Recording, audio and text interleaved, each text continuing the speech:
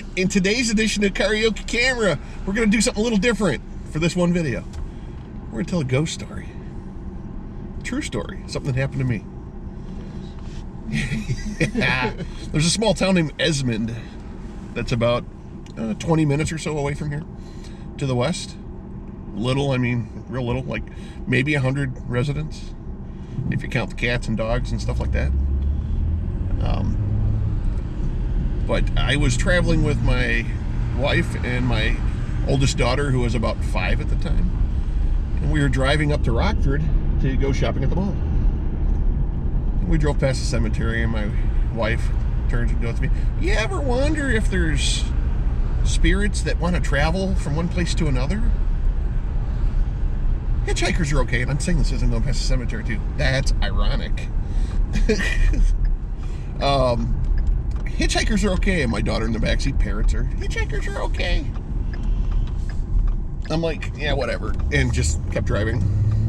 So we get into the mall and do our thing, and it's nighttime when we're coming back. It's about 9 or so at night. Summer night, real nice outside. We're driving, we go past the same cemetery on the way home, and she's like, "Hitchhikers are okay," and daughter's sleeping in the backseat at this point. Back when kids could lay on the seat and sleep. Back in the Stone Ages. So from there, I turned down a gravel road directly after it. And I park at a crossroads, and we're just chatting. You know, there's no dust, everything's settled. And we're sitting there, and I'm telling her about a farm that used to be on this corner, and the farmer hung himself in the barn. And I come to find out later it was actually a relative, which I didn't know at the time. But we're sitting there, and my headlights are on, my brights are on even. And we see, my wife taps, she goes, "Look at that." And out in front of us, just outside of reach of the brights, you can see a pair of glowing red eyes. Looks like it's human height crossing the road. And I'm like, yeah, that's pretty cool. It's a deer. You know, is what my thought was. You know, it's logically, that's what I thought it was.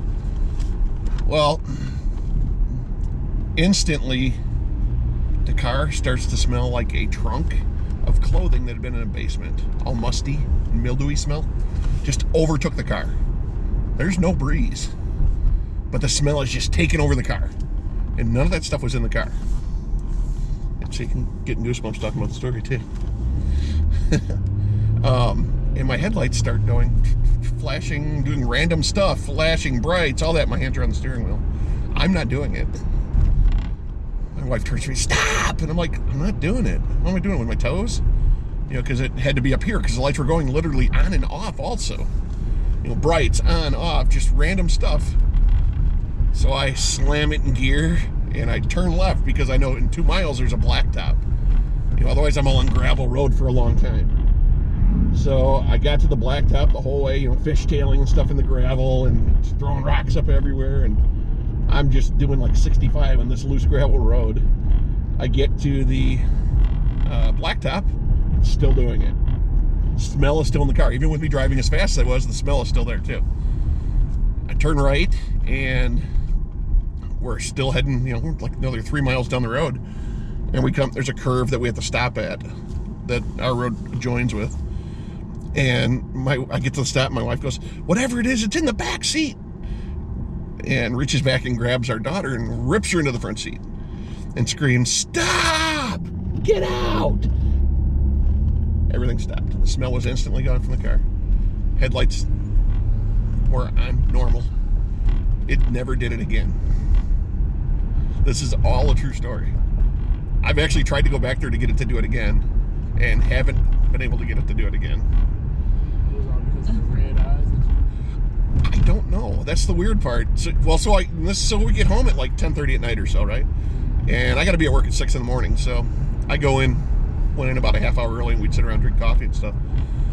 So we didn't call anybody. We didn't let anybody know about what happened. We went home. We went to bed, and you know, pretty freaked out, and go to bed, get up the next morning.